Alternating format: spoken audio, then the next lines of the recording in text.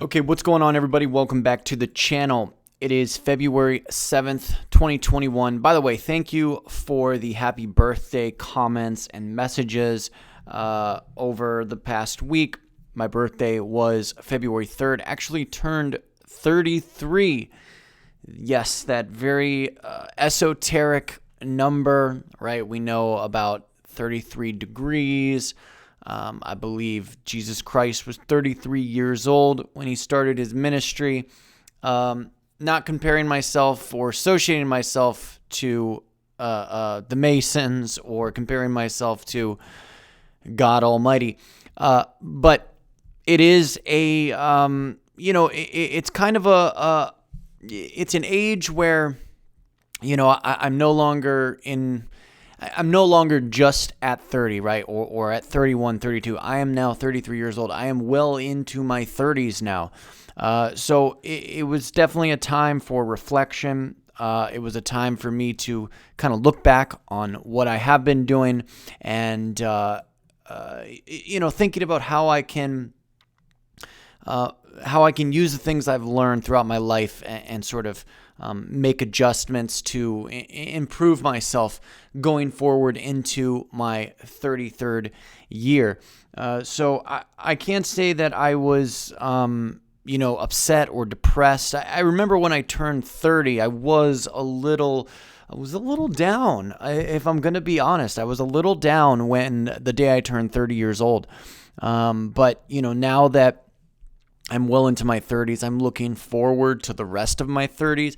And especially now that I've had some sort of financial awakening, I can say that I am more hopeful about my life and about my future probably than I ever have been. What some of you may not know about me is that when I was 26, 27, right, so maybe 5-6 years ago now, I got into some trouble with the law. I ended up on probation, and I was in and out of halfway houses struggling with, drug addiction, which has been a demon that I have struggled with for a very, very long time. But at 26, 27 years old, I can remember being so desperate just to leave that life behind and to actually, make something of myself that I really took this YouTube thing very seriously. And back then, I was not financially awake. I was not financially aware whatsoever. But I had sort of just fallen ass backwards into a certain level of YouTube success, I guess you could say. Back then, I was making not only vegan fitness content, but also kind of like celebrity news. I know it sounds kind of strange, and there's a point to all of this. But I sort of fell ass backwards into a little bit of YouTube success, and I remember making thousands of dollars from YouTube ad revenue, right? And this went on for the better part of about 2 years. And, at the time I thought it would, this was before the adpocalypse, right? If you guys follow YouTube and follow what's gone on with the censorship, most of you will remember when the mainstream media basically started attacking PewDiePie, but they were using PewDiePie as a target to go after online creators and to go after the ad revenue that online creators were receiving. And, they used this whole incident. This was back in 2018. They used this whole thing, or maybe 2017. They used that whole story to really gain a lot more control, right? Because the mainstream media had been losing control for years at that point. So this was before all of that had happened. So for the better part of 2 years, I was making a lot of money.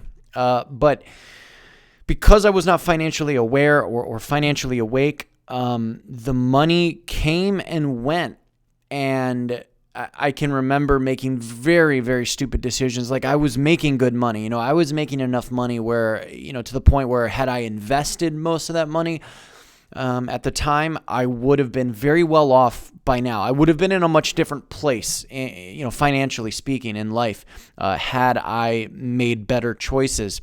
And I remember making really bad choices like moving to Los Angeles, California, right? Chasing the dream.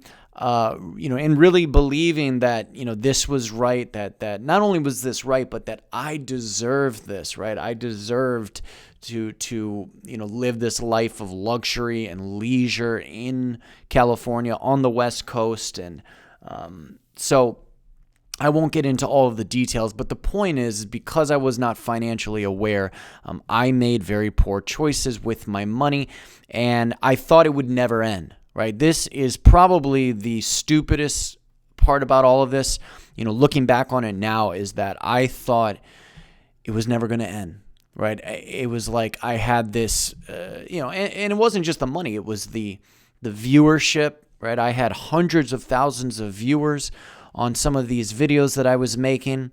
And I was trying to appeal to, basically a mass demographic, right? I remember, dyeing my hair purple and wearing a nose ring and always having, kind of a tank top on, and cussing a lot in my videos, trolling a lot in my videos. So I was really, going all out. I was desperate, right? And it was because I was desperate to leave that life behind me in upstate New York, where, there was basically no future for me. I was in and out of trouble with the law. I was on and off drugs, basically my whole adult life. And so I was so desperate to leave all of that behind me that I was willing to do pretty much anything short of, porn or prostitution, to make a name for myself and to make money. And, was I blessed? In some ways, yes. I mean, I think God bestowed many blessings onto me. Some of them I squandered. Some of them were lessons that I had to learn, and I had to learn them the way that I learned them. But the stupidest thing about all of this is that I thought it was never going to end. And then when the gravy train, finally ended, when the YouTube algorithm started cracking down on independent content creators, when I was, banned basically for, I guess you could say, free speech violations from certain platforms. When all of this started to happen, right, my life went into a tailspin, and it didn't have to go that way. I could have, instead of packed up and moving to Los Angeles, I could have invested tens of thousands of dollars and figured out, at the age of 27, what to do with my money. But that just wasn't my destiny, right? That wasn't the way I was supposed to learn. And that wasn't the way that I was supposed to awaken. When we think about the awakening process, right, whether that's spiritually speaking, or politically, more on political lines, a lot of people don't think of financial awareness as part of an awakening process. And many of us, we went through the red pilled content, and then we started swallowing the black pills, and then some of us stumble upon, or I should say rediscover, religion and spirituality and Jesus Christ, and so all of these things I have experienced and gone through. But the process of awakening financially is very important, and do I have any regrets? No, I don't, right? My life is my life. My experience is my experience. There were things I could have done better, and if I could go back, I probably would do them differently. But I don't, this isn't like a regretful commentary here, but the process of awakening financially and economically and becoming more aware of these, topics and issues that I used to hold only, in my mind, I would say to myself, this is not what I should be focusing on. This is what, financial managers focus on. This is what bankers, talk about. I have no interest in it. That used to be my mindset. But now more than ever, the financial aspects of society and the events in the world, learning about the financial implications, or how finances and economics influences political stability or instability or political events in the world. This is what I am most fascinated by these days. And it's not just the personal finance that interests me. It's economics on a macro level. and how I can sort of survive what's coming. This is what I'm trying to figure out. And this is where I have been taking the direction of my content as of late. Sometimes I get discouraged making videos because I'm starting over, right? I'm starting from scratch. Those of you that don't know me, I had several YouTube channels in the past. I've had several platforms. I had a YouTube channel that had about 50,000 subscribers at one point. And like I said, coming from a place where there was, I guess, a sense or a semblance of some sort of not only monetary success, but success with, viewership and building a following. It has been psychologically difficult to come back starting, all over from scratch at 33 years old, thinking that, that part of my life has come and gone, right? A part of me sometimes tries to talk myself into that, right? And a part of me says, that part of your life is come and gone. You may as well not even focus on making content. Just focus on your trading, focus on stacking your money. But the future, right? The future, if you don't have a way to publicly speak, right? If you don't have a way to reach people, or if you don't have a voice online, it is going to be very hard in the future to really function day to day. And I truly do believe that, whether it is you want to start a business, that all has to be done online. If you want to just influence the minds of people, a lot of that stuff has to be done online. So there is still that fire inside of me that I'm able to tap into, that motivates me to, continue to make content, to continue to make videos, even though at times I'm frustrated, even though at times, I sort of see the, it's very different, right? It's very different than how it was, 3 years ago, because I've completely changed directions, and I've had to, lose myself and find myself and take long hiatuses. But, just being honest with my audience here, some days I do find it very hard to find the motivation to make these videos. But I think deep down inside, I want to share my small perspective, right? I want to share things that I'm discovering, things that I'm sort of working out and figuring out in my life. And, I want to do it to maybe inspire others to take a similar look, right, at what I'm seeing here, to maybe start introducing some of these ideas and some of these practices into their own lives. And I guess that's really why I'm doing this. Not only that, but I feel like sharing information online, that's the best way to get more information. Right, by sharing information, sharing content. I can't tell you how many times I've seen, comments, or people have, linked different channels or articles that I need to read. This is how we are going to gain knowledge. This is how we're going to continue the awakening process, is by doing it together. And so, I know that monologue was kind of lengthy, kind of off topic, really has nothing to do with, anything else that I'm going to be talking about in this podcast. But, I really do want to just thank everyone, whether you've been supporting my channel for years now, supporting my content for years, or whether you're a newer subscriber. We have gained about 30 subscribers here on this channel in the past month or so.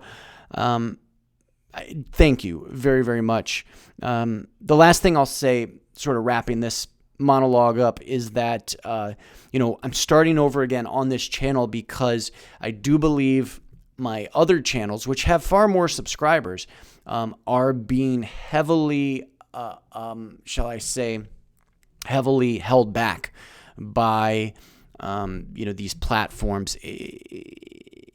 It's very frustrating when you've put so much time, effort, and energy into reaching out to the public, right? Reaching out to your peers, reaching out to people your own age or people in similar circumstances, and the platform that you're on is doing everything they possibly can to reduce that connection. That is disheartening. It is, at times it's heartbreaking. And, I put a lot of effort into those channels, but I figured it was time to clean up my act in some ways and sort of, maybe redeem myself in the eyes of the algorithmic gods here on YouTube. I'm being facetious, all right, or sarcastic, I should say. But, I think starting over on this channel with a more, a less political angle and a more, macroeconomic, but also with a sense of personal finance, going with those angles, I think is going to be a bit safer for the next few years to come. But the censorship that we've all, a lot of us have experienced or we've seen firsthand, I don't think is going to stop at the so-called, right or far right. I do think we will see even forms of financial or economic censorship, which is another major concern of mine. If the banking system or, PayPal, one of these online payment services, were to turn around and for whatever reason tell me, well, you cannot utilize our services anymore because of things, wrongthink that you've committed in the past. This is maybe another reason why I sort of have to go in this new direction, because I see the writing on the wall. I see the dangers of tomorrow. Because I've experienced the censorship firsthand and just the brutal crackdown of, deplatforming. These are things that I have experienced firsthand in my online, journey. I realize how dangerous it is going into not only this new administration, but the years to come, this next decade. These are very, very, very real threats. A lot of these financial gurus, even though they're not, I don't want to say financial gurus, but, the financial or economic commentators, right? George Gammon, Peter Schiff, all these guys, I wonder if they themselves are concerned with, what could be coming down the pipe. Even though they're not maybe necessarily political or politically oriented channels, what they are talking about has real political implications. And, unless they're plugged into, the status quo, like really plugged in, if you understand what I'm trying to say here, unless they're really plugged in and secure there, I do think we're going to see some of these financial and economic channels completely banned and censored for the things that they are talking about. I mean, Peter Schiff is a very, very big critic of socialism and sort of socialist policies. And, he talks about a lot of the propaganda that we're seeing, not only in the media, but also in the education system. And, to continue this kind of rhetoric, I think is very, very dangerous. And what's the point of, speaking if you're just going to get banned, right? This is sort of what I've had to learn the hard way, is that, you can't fight these algorithms, right? You cannot fight these platforms. Other platforms have tried to come up and they were completely removed from app stores like Google Play and the Apple App Store. So you really cannot fight, in some ways, what is coming. I guess what you can do is you can awaken, broaden your horizons. And that's what I've tried to do, is really broaden my horizons, broaden what I thought I was capable of talking about, broaden what I thought I was capable of really thinking about.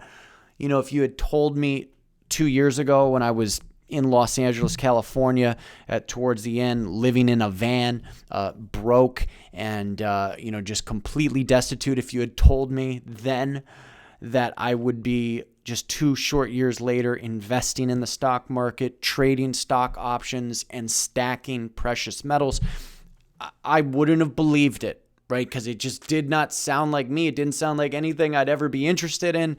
But this is my reality now. This is who I am now. I guess I'll segue into a kind of a funny little story. Well, not a story, but a funny little circumstance that I fell upon. So I've been looking for silver, and I've been looking for deals because silver premiums are very high, right? I believe I could look it up right now, but I believe silver premiums, you're for a Silver Eagle online. Let's see how much you're going to pay tonight. You're going to pay anywhere from $40 to about $34, right? About $40, I would say, $38, depending on where you go. I see a 2005 for $47 on SD Bullion. So the premiums on Silver Eagles are very, very high. And so I went to a site called OfferUp, or I should say an app called OfferUp. And I made an account there several years ago, but I just logged back in yesterday when somebody in my Discord, shout out to Newly on Discord, reminded me about the app OfferUp. And I went ahead and logged in and updated my account information.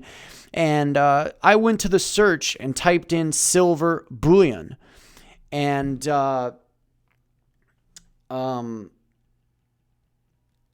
immediately I found someone selling a Silver Eagle for $30, and I went ahead and met him just 20 minutes away, right? Because it's all local. Well, most of it's local. I think you can ship internationally, but most of it is, local.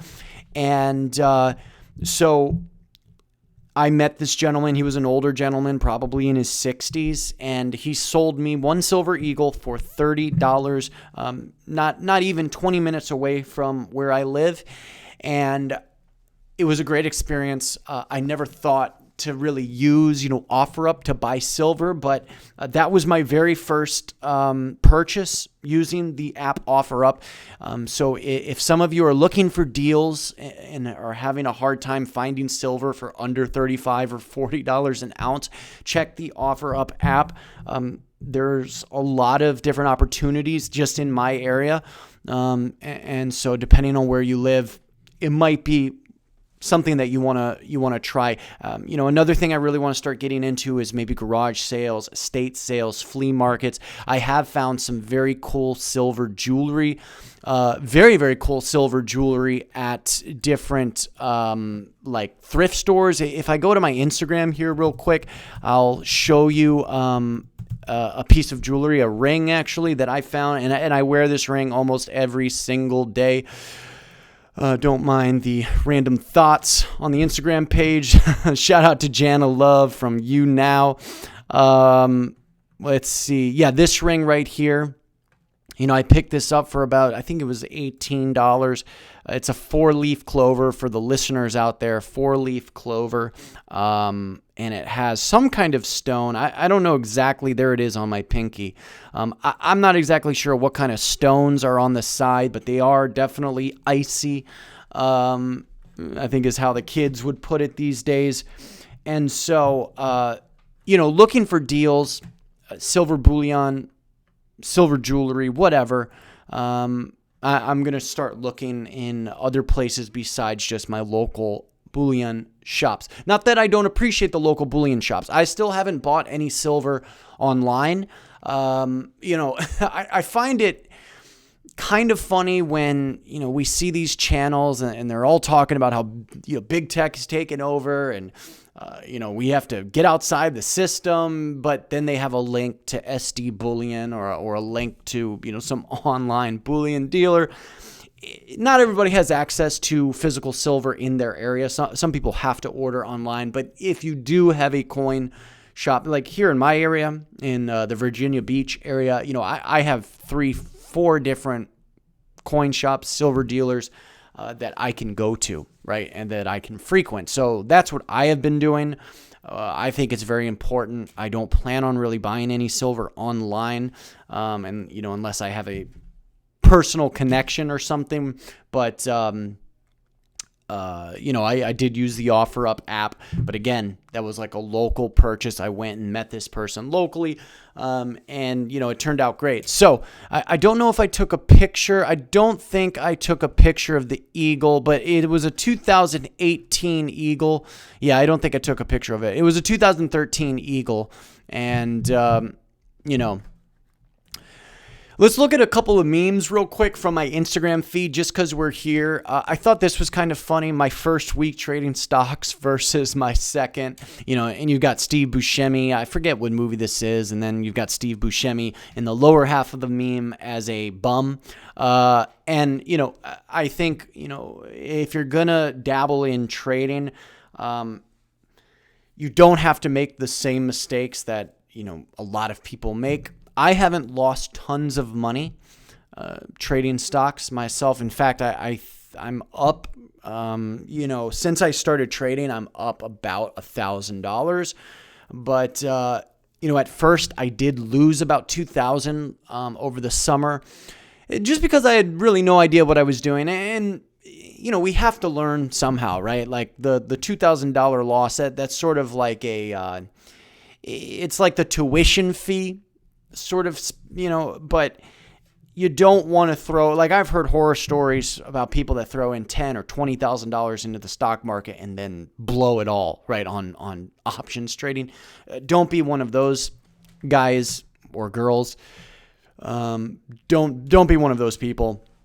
Really take your time and get educated first. Right. I mean, I spent 2, 3, 4 months really studying the stock market and trading and started, getting my feet wet just by investing a little bit. I think that's the way to go. But trading stock options, I definitely see it as a viable opportunity that I can't wait for Monday to come, right? As a trader now, I really don't even enjoy the weekends as much as I used to because I cannot wait for Monday morning. Every Sunday night feels like Christmas Eve, and every weeknight feels like Christmas Eve because anything could happen, right? You could wake up tomorrow and make $1,000. And so I think it's a very important skill to have.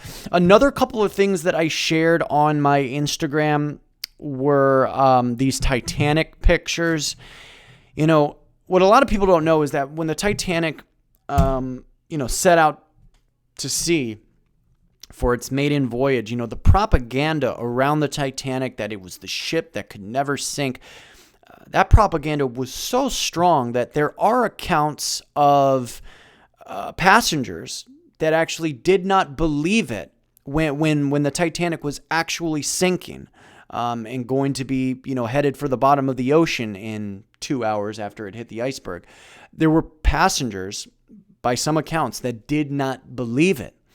And, when we think about the Titanic at the bottom of the ocean, in a lot of ways, I think this is a metaphor, the perfect metaphor for where the American economy, the global economy, is going, at least the industrialized economies that we have known our entire lives. That's not to say that something brighter might not come out on the other side. That's not to say that the world planners don't have a much brighter future planned for us all. Wink, wink. But, the economy as we know it is, it's going to look like this picture of the Titanic sitting, I don't know how many miles under the ocean, on the ocean floor. This is what our economy looks like. Just imagine the Titanic in that movie, at the bottom of the ocean. It's all rusty. There's all kinds of crabs and fish kind of swimming all around it. And there's no light down there, right? The only light is the submarine that comes down to visit once in a while. That is going to be the economy. That is the economy, right? We're losing so many jobs. I guess I'll mention the jobs report from last week. 775,000 jobless claims, new jobless claims. The report comes out every Thursday, and this was not something that I ever really paid attention to, right? I never paid much attention to it, but this YouTube channel that I started following back in, maybe August, He's a little controversial. He's kind of a silver and gold hawker. His name is Jeremiah Babe, right? I don't know this guy personally or anything. I just find his content, valuable to me. I enjoy his videos, but you can see his latest title, Be Your Own Central Bank, Economy Seizing Up, U.S. Jobs Disappear, Hyperinflation Can Happen Fast. This is all in his title, right? And these are the topics that he covers. But the way he talks about these jobs, and this is why I started following the jobs report, the jobless claims report that comes out every Thursday. I started following it from this guy because he was always bringing it up. And we are losing damn near 1 million jobs every single week. We probably have, I don't know, close to 60 million people that are, unemployed, people that had jobs before, 2020 and are now, 100% unemployed. And the mainstream media, the financial media, spins this as if it's a good thing, right? As if, 775,000 isn't 1 million, right? Like, if you just look up jobless claims, new jobless claims fall slightly, right? They always have a way to spin this. U.S. unemployment benefit claims declined last week by more than forecast. And so this is good news, right? It was 779,000 new jobless claims. But this has been damn near 1 million jobs, right? 700,000 and up for months and months and months. I mean, we did not hit these kind of numbers for this, amount of time, this sustained period of time. We didn't even hit this back in 2008. So this is why I say the economy is like the Titanic. Another thing that this guy, Jeremiah Babe, talks about is all of the boarded up commercial real estate. We know that I think his name is Carl Icahn, shorted the commercial real estate market right before the CV came out. So that's kind of strange, but the point is that they know what's coming, right? The global controllers, they know how bad things really are, and they are making certain preparations. Another very interesting channel that I follow is The Uneducated Economist. And the reason I refer to so many different channels, which I think is going to be, it's always kind of been a part of my format, is because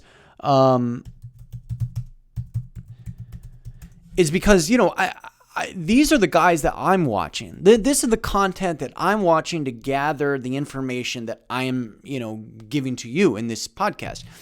So that's why I'm just sharing my references, sharing where I'm getting, these ideas and some of this information. But this guy, The Uneducated Economist, he makes video. He works at a lumber yard, right? Very interesting channel. Works at a lumber yard. He's a working guy. Been working his whole life. He talks about his life story, and his channel is The Uneducated Economist. And, this guy has done some serious research, and you can tell he knows what he's talking about because, he's making videos 2 and 3 times a day sometimes, right? He just uploaded 4 hours ago. Rising yields are the economic storm clouds gathering. And he explains a lot of this kind of high finance information, this macroeconomic information, in a way that people can understand. And one thing he's really been talking about is negative interest rates, and also the dollar, which I'm going to talk about the dollar and the dollar index, and where I think the dollar could actually be going versus what we're being told by a lot of people on YouTube. But going back to the Uneducated Economist real quick. He talks about the negative interest rates, and he found a letter that the Bank of England wrote recently. And if you look at the headlines here, what we're being told is that the Bank of England is telling people to get ready for negative interest rates in 6 months or so. Okay. Now, are they actually going to do this? Maybe this is some sort of buffer or hedge against some other outcome they're trying to prevent. But they are telling banks around the world to look into your capacity to reduce rates into the negatives. And the Uneducated Economist has a website, and in one of his recent articles here, he explains how negative interest rates would actually affect everyday people, right? I mean, just because these big corporations can borrow or almost get paid to borrow, right? Why are we supposed to care about this? Why are we, how does this affect everyday people? And so, checking out this channel, The Uneducated Economist,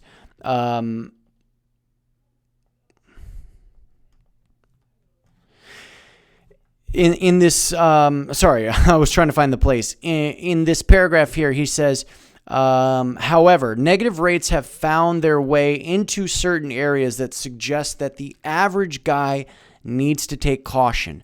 Denmark, for example, had at one point interest rates on some of the variable rate loans that had for a short time gone negative, where the payment was less than what the principal payment would be. No interest, and in a sense, they got paid to have that loan. Not really. They still have to pay, just not as much. Also, many banks in the Eurozone have now set a negative rate on deposits over a certain amount, usually pretty high, $100,000. But these negative rates to mortgages and deposits only show a sample of how negative rates could work their way into the average guy's life. If this was to become commonplace, the world would flip. He goes on to say, it's hard to imagine, and I believe this is an article that he actually wrote himself. He said, it's hard to imagine negative rates to all levels of banks and deposits, but it is a real possibility and could happen sooner than we think. Imagine depositing your paycheck only to have less money as time goes on by leaving it there, right? Because you would essentially have to pay for the deposit and pay to keep your money in the bank. Imagine having a loan that will punish you if you pay it off early. The likelihood is high considering that vast amounts of money printing has taken place over the last year and decade for that matter. All this money is trying to find a place to be, and with inflation expectations on the rise, fearful investors are not so interested in 10-year or longer term bonds. But money has to go somewhere, and if not into the longer term, then it goes into the shorter term. We are seeing that happen as the shorter term duration yields are dropping. So he goes on to talk about the bonds and the treasuries and, seeing U.S. treasuries fall into the negative. But the point of all of this is that the entire economic system is radically changing. They are, working their Babylonian money magic as we speak. And it's not so much, maybe it's kind of naive to say that, the economy is being destroyed. No, this is a planned demolition in some ways, but it's also a planned reconstruction. They're reconstructing the economy for this NWO, right? That's my opinion on it. Now, the dollar is another hot topic that I'm very interested in.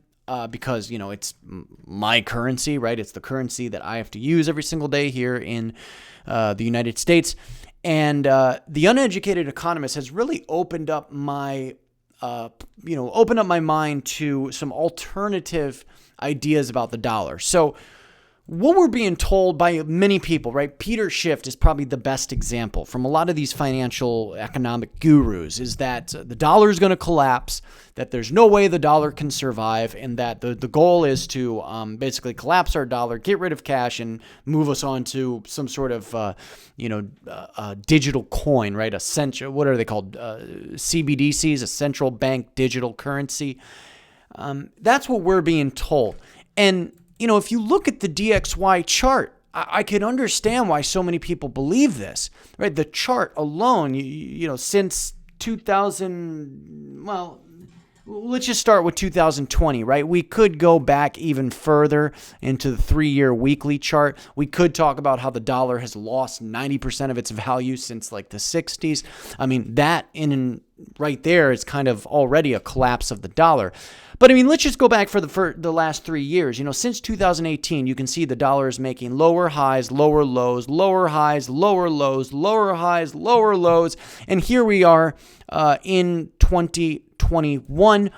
And it looks like the dollar has kind of, at least temporarily, bottomed out. We bottomed out on the DXY at 89. Now, the DXY, for those of you that don't know, it's a dollar index where the dollar is measured against a basket, an average of other global fiat currencies. The yuan, the yen, and the euro, and the pound are all in there.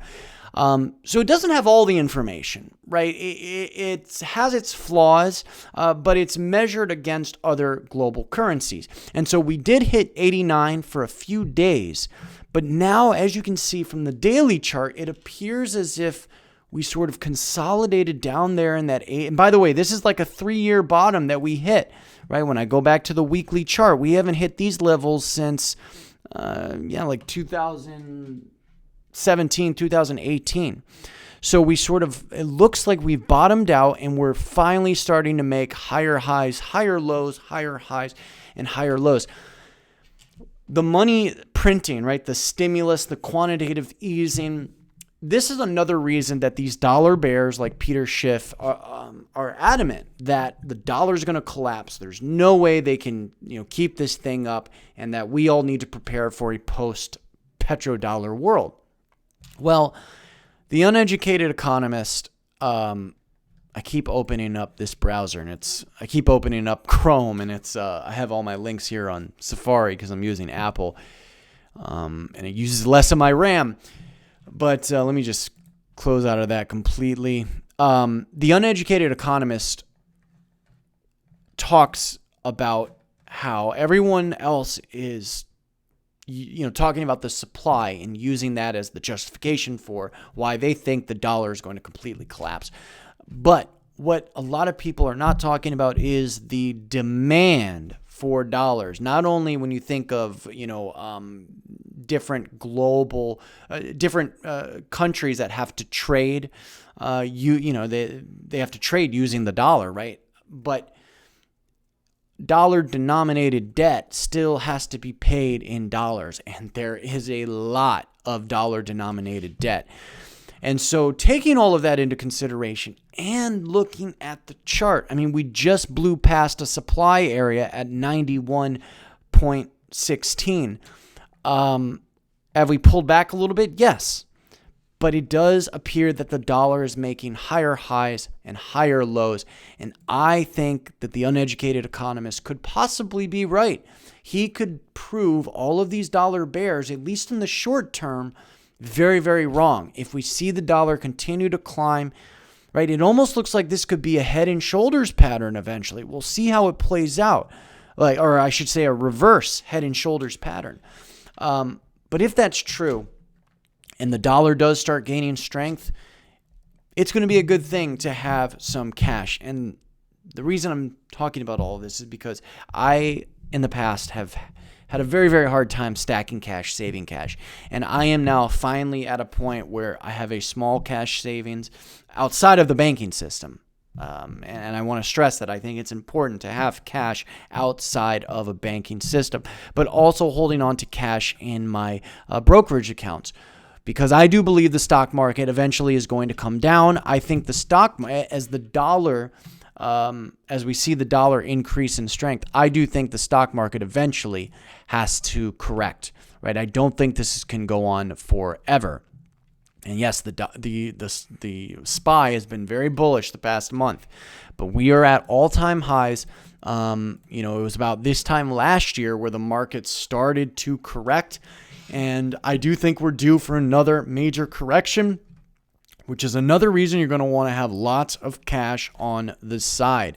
But this whole, dollar index chart, and the whole idea of, is the dollar going to collapse, or, are we going to see a stronger dollar here?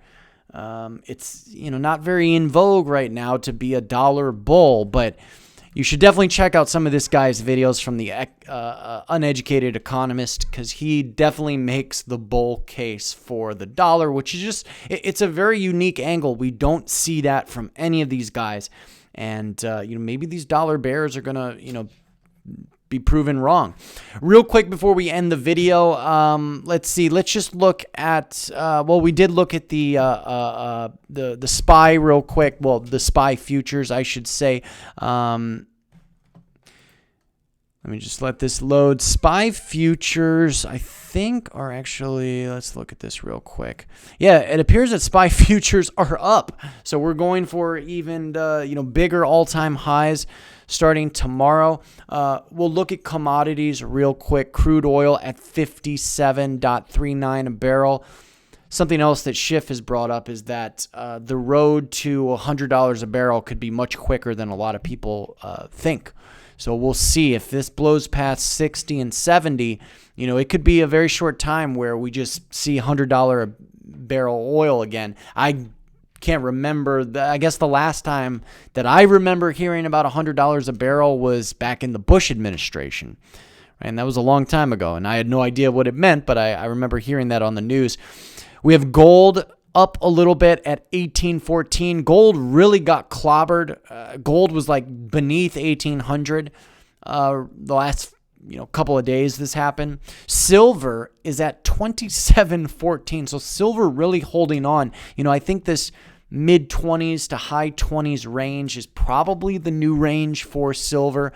And it's going to be harder and harder to buy this stuff. So I'm going to continue to dollar cost average into a nice stack of silver. That's my goals.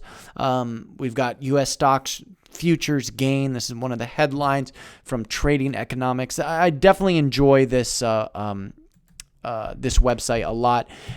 The last thing I'll go to is the CRB index. This is the overall commodities index, right? It's an average, I think, of about 55 or 60 different commodities. Been around since 1950, I believe, 1950s.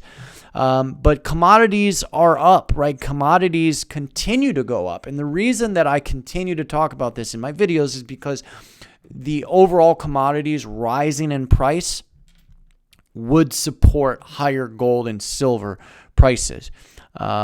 So are we in a commodities bull market? It does appear so. Just like the dollar index, it seems that we're making higher highs and higher lows on commodities, but it has increased 14 points or about 8% since the beginning of the year, and I think commodities are going to continue to rise. So let me know what you guys think in the comment section down below. What's on your watch list? What are you looking at? What are you trading? Where are you putting your money? And with that, I hope you guys have a fantastic week.